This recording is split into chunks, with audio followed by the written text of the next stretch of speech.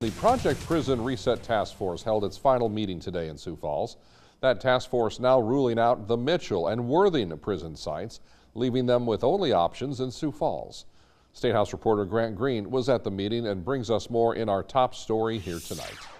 For their fourth and final meeting, the Project Prison Reset Task Force eliminated from consideration some of the sites that had still been available through these 4 meetings.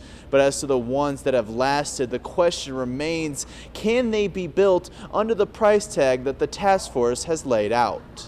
The next steps now are really to build out that design plan and then go back to the full legislature and explain what we found. The legislature will have to decide between a site off of Bahnson Avenue and one off of Benson Road. The task force took no issue with removing the Worthing and Mitchell proposed sites. There are people who supported the Lincoln County site and supported Mitchell and supported Worthing and other sites too, but in the end we had to find a site that was workable for the state and also politically feasible to pass through the legislature.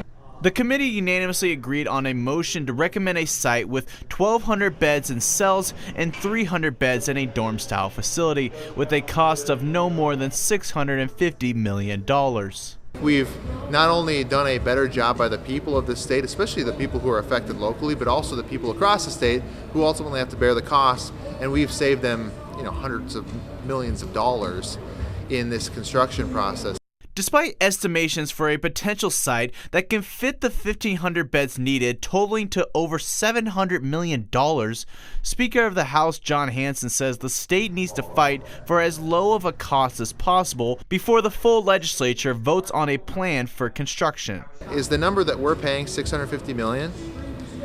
How does it compare to the numbers that they're paying in Nebraska? And we're going to make sure that the numbers that we're getting here in South Dakota are appropriate and that it's different than what they're doing in Nebraska.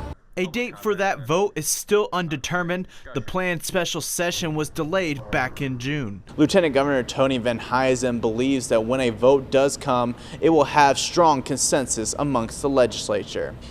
In Sioux Falls, Grant Green, Dakota News Now.